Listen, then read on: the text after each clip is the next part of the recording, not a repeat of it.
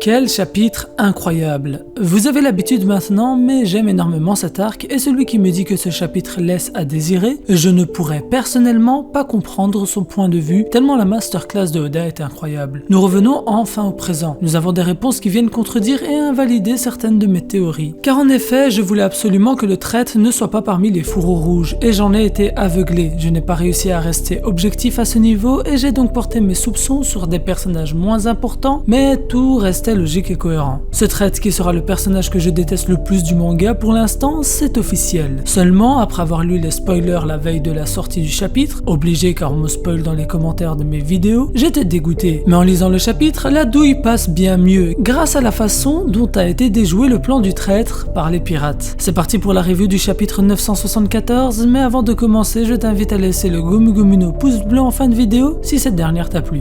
Le chapitre se nomme Onigashima nous voilà, et comme expliqué dans l'introduction de la vidéo, ce dernier mettra en scène la révélation du traître, ses objectifs et motifs, mais aussi un plot twist par rapport aux pirates dont on n'avait aucune information à l'heure du rendez-vous au port Tokage. La page de couverture, quant à elle, met en avant le sauvetage de la matrone de la Beje Family par Gotti, qui prouve que l'équipage de Gang Beje est un équipage comme pour les autres Supernova, un équipage où les membres comptent les uns pour les autres et ont des liens très forts, comme nous prouve Gotti avec son opération sauvetage solo qu'il réussit à faire. Le chapitre commence gentiment avec la suite du précédent, mettant en avant Kyoshiro et Komurasaki qui continuent à préparer leur plan de leur côté 20 ans après. Nous sommes en effet de retour au présent, mais cette action prend part avant la fausse mort de Komurasaki. Kyoshiro avait en effet tout préparé pour la séparer de Orochi, sachant que ce serait trop peinant pour Kozuki Hiyori de se retrouver aux côtés du bourreau de ses parents trop longtemps. Il lui a donc demandé de porter une poche de faux sang afin de pouvoir simuler sa mort, et ainsi lui permettre de quitter la capitale de manière sûre et la mettre en sécurité. Et ce, comme j'avais avancé dans ma vidéo sur Kyoshiro, que je vous invite à regarder. Vous trouverez un lien en écran de fin de vidéo. Komurasaki a encore récupéré de l'argent et s'adresse à l'identité secrète de Kyoshiro directement. Elle dit « Ushimitsu, voici de l'argent ». Alors que Kyoshiro remarque qu'elle a encore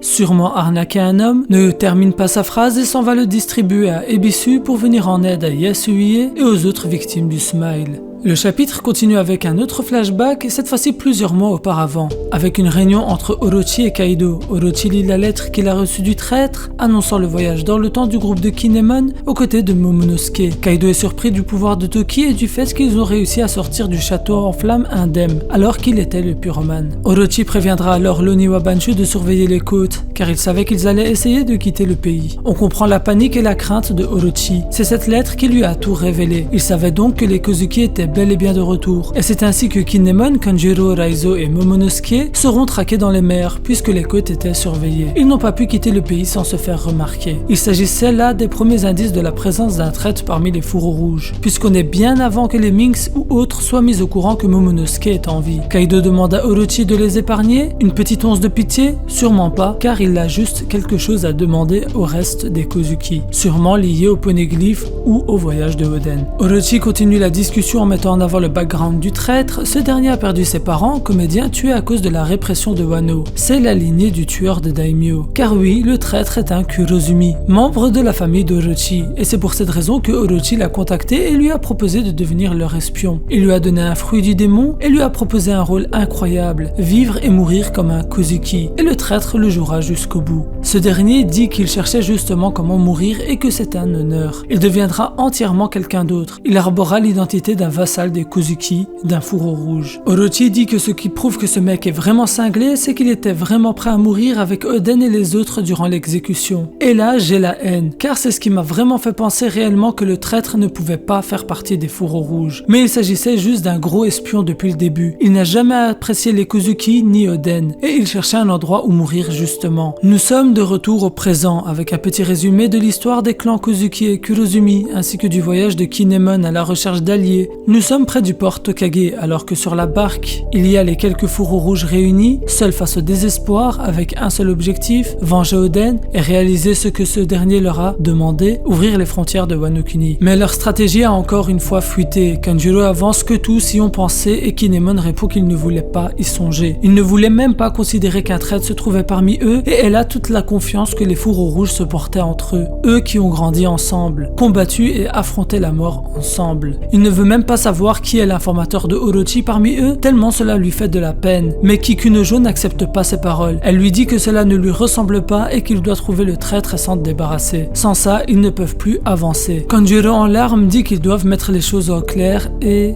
c'était lui depuis le début. Franchement, un gros GG à Nina qui a théorisé sur le fait qu'il soit le traître, car elle a tapé juste. Personnellement, j'espérais sincèrement que le traître ne fasse pas partie des fourreaux rouges, ou qu'il s'agisse de Kyoshiro qui manipulait Orochi et les Kuzuki via les informations qu'il fuitait afin de faire en sorte que les actions prises dans les deux camps soient celles qu'il voulait. Mais voilà, en toute logique, il fallait que le traître soit l'un de ceux qui ont voyagé dans le temps, puisque ceux restés 20 ans à Wano Kuni n'ont pas pu témoigner de leur retour, c'est-à-dire Ashiradoji, Kawamatsu et Denjiro. Pareil pour Inuarashi et Nekomamushi avant l'arrivée de Raizo. Seuls ceux qui ont quitté Wano Kuni après le voyage dans le temps pouvaient indiquer leur lieu de rencontre, à savoir Zo, voire même donner sa vivre card. Et c'était ce connard de Kanjuro depuis le début. Je ne voulais pas que ce soit un fourreau rouge. J'ai la haine, mais c'est tellement bien joué de la part de Oda, car personnellement, j'ai l'impression d'avoir aussi été trahi. Depuis Dressrosa que ce gros con est là. Kanjuro a donc annoncé avoir perdu son cœur quand il était gamin, et qu'il jouait tout simplement un rôle, le rôle d'une vie, celle de Kanjuro que nous connaissons. Enfin, que nous connaissions, car son rôle est enfin terminé et il reprend son véritable caractère, celui de Kurozumi Kanjuro. Il rit même du sort de Yasuie, mort inutilement, puisque mis au courant du nouveau point de rendez-vous, il a pu dévoiler à Orochi le nouveau plan. Et là, dans une scène dramatique, apparaît les navires de Kaido, venus chasser les samouraïs, riant de leur impuissance sur leur petite barque. Bien qu'on ne va pas se mentir, si Inuarashi ou Ashiradoji leur sautent dessus, on n'en reparle même plus. Mais ils ont perdu motivation face aux révélations de Kanjuro et ils sont bousculés psychologiquement. Kinemon, dans un excès de rage, le décapite. Mais il s'agissait que d'un dessin. Car oui, Kanjuro qui maîtrise son fruit du démon et qui est en réalité très bon au dessin. Et donc il s'est dessiné parfaitement pour faire croire en sa présence aux côtés des fourreaux rouges, alors qu'il obéit aux ordres d'Orochi voulant kidnapper Momonosuke.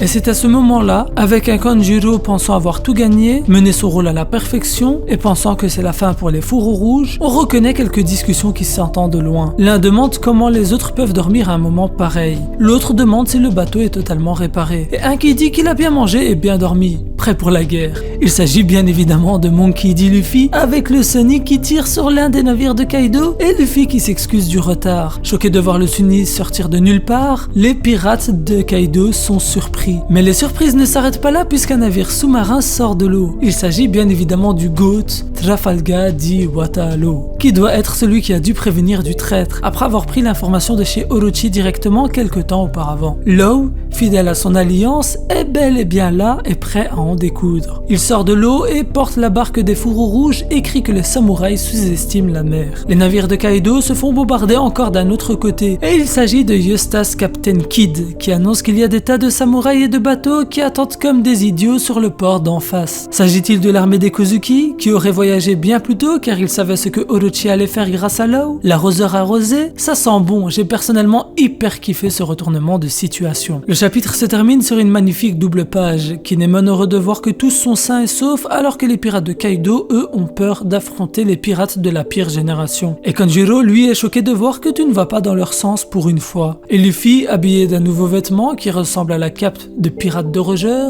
dit que s'en prendre à des samouraïs sur une toute petite barque, c'est honteux. En mer, ce sont les pirates qu'on affronte. Avec 3 cases magnifiques mettant en avant les visages de Law, Kid et Luffy, tous stylés, 2 ans après Shabondi, les voilà de retour avec cette fois-ci comme ennemi l'empereur Kaido. Ce fut un chapitre extrêmement incroyable, la révélation du traître, le retour au présent, la situation qui connaît un revirement de situation parfait, le charisme des 3 supernovas présents pour affronter l'empereur, le désarroi des fourreaux rouges qui finit par un Kanjuro stressé de ne plus maîtriser la situation, les samouraïs sont potentiellement déjà de l'autre côté, Kyoshiro est peut-être celui qui a libéré Law, voire X-Drake, je pense plus pour X-Drake personnellement au vu de l'ombre des pieds et de la cape qu'on avait vu plus tôt lors de cette dite libération. Mais c'est cela qui a permis à Law de s'infiltrer comme il sait si bien le faire, et c'est sûrement Law qui a pu récupérer ces informations et potentiellement prévenir les Mugiwara. Si ces derniers ne répondaient pas aux appels des fourreaux rouges, c'est parce qu'ils dormaient tout simplement. Par contre, s'ils ont eu du retard, c'est parce qu'ils ont dû réparer le Sonic qui a été bombardé la veille. Qu'as-tu pensé de ce chapitre? N'hésite pas à laisser ton avis en commentaire et à venir débattre et analyser toute cette situation en live ce soir sur ma chaîne Twitch, tu trouveras un lien en description. Rendez-vous à 20h tapante. De notre côté, nous arrivons à la fin de cette vidéo qui j'espère l'univers t'aura plu. Si c'est le cas, lâche le Gomu Gomino pouce bleu, et si tu es nouveau, tu peux rejoindre mon équipage et devenir mon Nakama en t'abonnant et en activant la cloche. Pour finir, n'hésite pas à me rejoindre sur les réseaux sociaux et Discord, les liens sont en description. C'était Yams,